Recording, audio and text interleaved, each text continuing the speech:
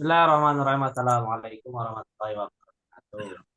Waalaikumsalam warahmatullahi Ya, Alhamdulillah wabarakatuh. rabbil alamin. Assalatu wassalamu ala Rasulillah sayyidina Muhammad wa ala alihi wasallam ajmain. Yang kami hormati Ketua Yayasan Gria Sehat Istana Al Ustaz Burhan bin. Kemudian tak lupa kami hormati pula para trainer yang tidak dapat kami sebutkan satu persatu. Kemudian yang kami hormati pula para peserta jurah Istana Jurah pada malam hari ini di sesi pertama. Mari sama-sama kita buka materi kita pada malam hari ini dengan bacaan basmalah. Bismillahirrahmanirrahim. Baik Bapak Ibu sekalian, langsung saja beranjak kepada acara berikutnya, yaitu pemaparan berkaitan dengan jurah yang mana akan disampaikan oleh beliau Al-Ustadz Burhan. Waktu dan jaringan dipersilakan.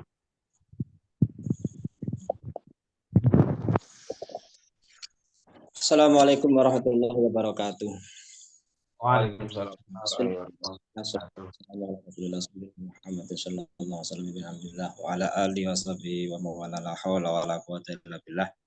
Baiklah para Bapak Ibu, malam hari ini kita akan membahas tentang gurah, yang mana gurah itu juga termasuk metode pengobatan yang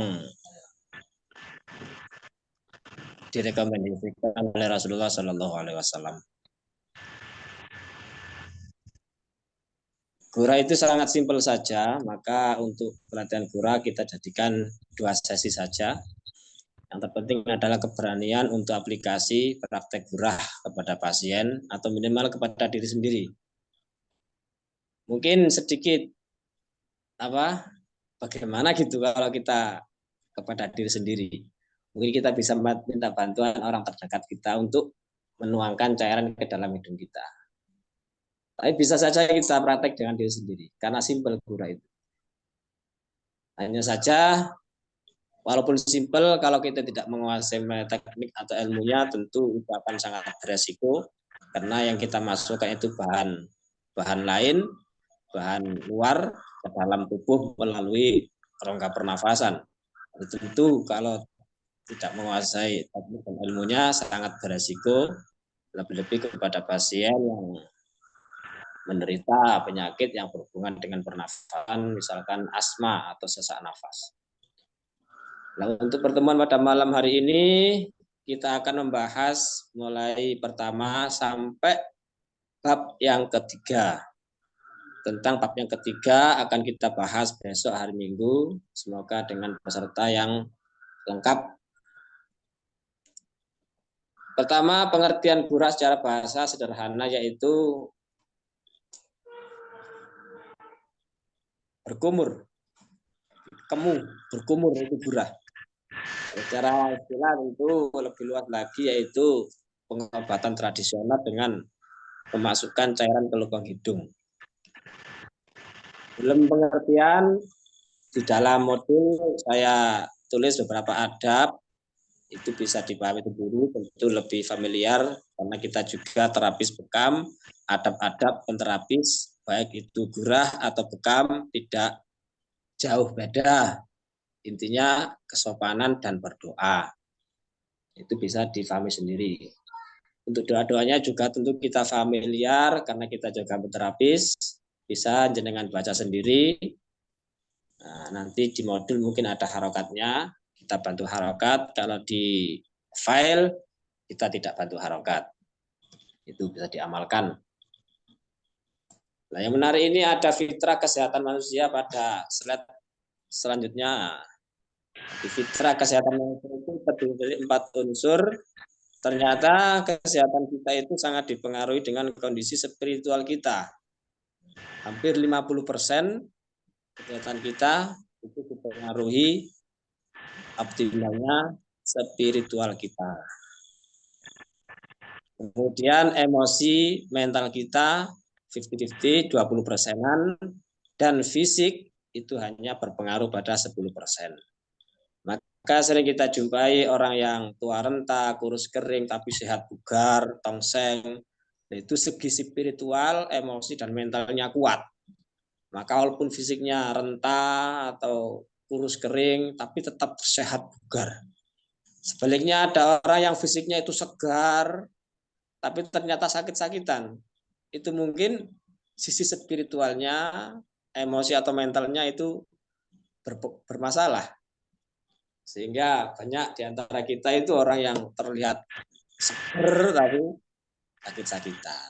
Dan sebaliknya orang yang terlihat kurus kering ronta, renta atau mungkin kering kerontang, tapi jarang sakit, bahkan tak pernah sakit. Nah, itu mungkin dari fisik dia mungkin seperti itu, tapi dari spiritual, emosi, dan mental dia optimal.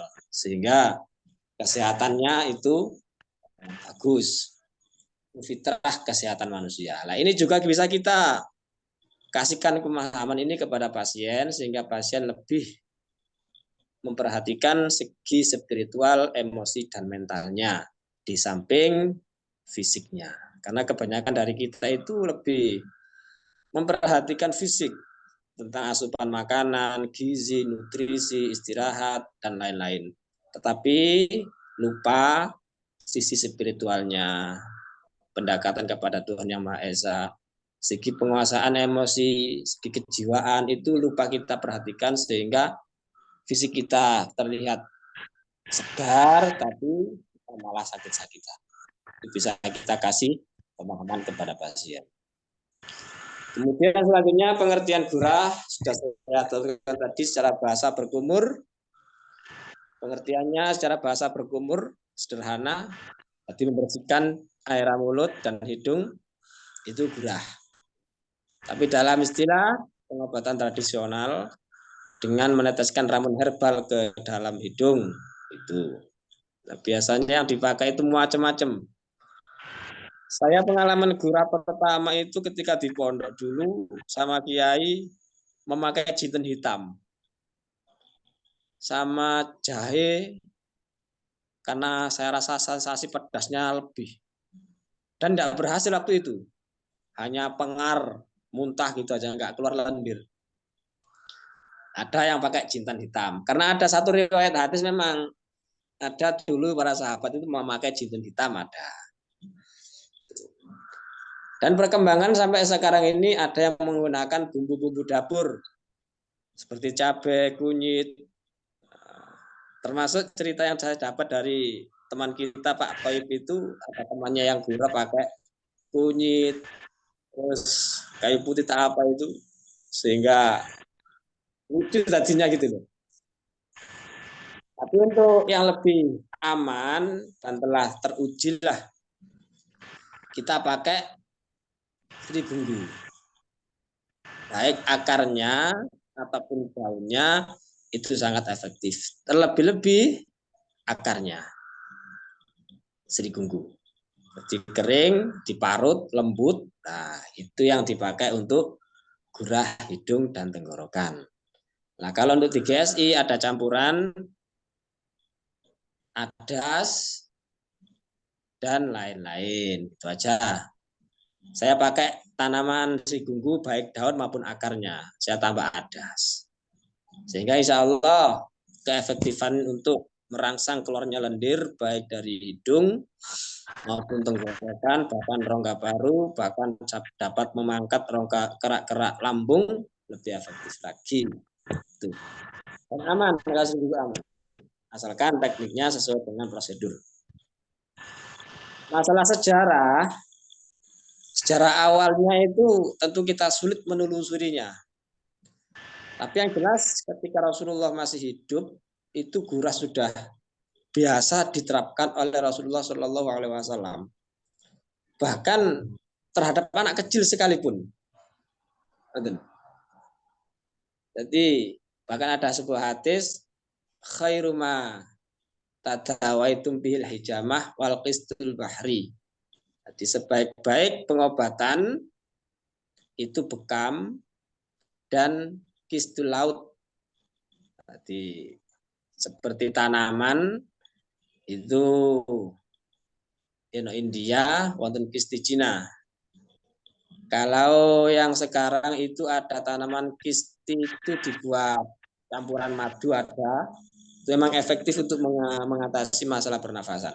Nah, dulu di zaman Rasulullah tanaman itu dibuat ramuan gurah.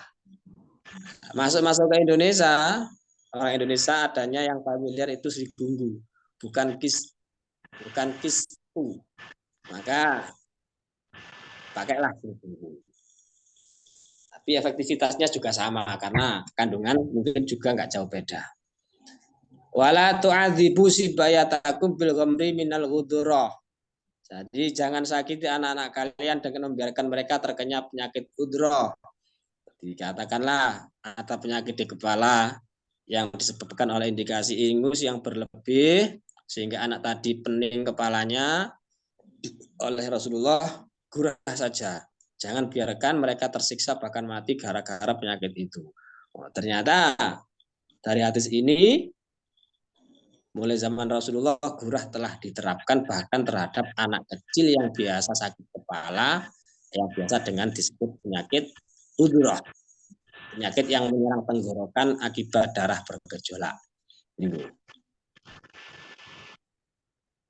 Jadi kalau kita cari aman, kalau di GSI ini kita ambil umur 12 tahun ya.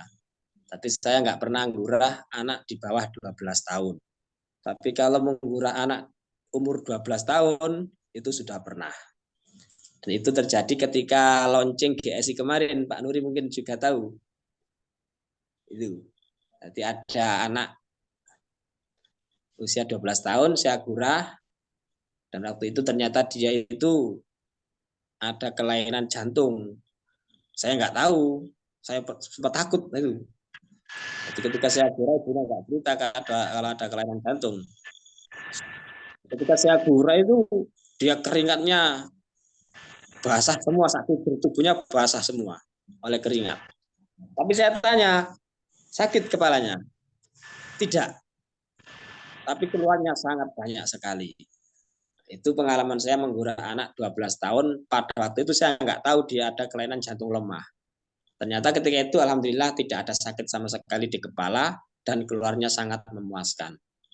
Nah, tapi lebih dari itu, bahkan di zaman Rasul anak masih bayi pun ketika ada perlu digurah, ternyata digurah. Tapi kita tidak beranilah lihat kondisi. Maka kalau di GSI saya tulis di modul itu minimal usia anak 12 tahun. Nah, saya sendiri belum pernah menggurah anak di bawah 12 tahun. Nah, itu.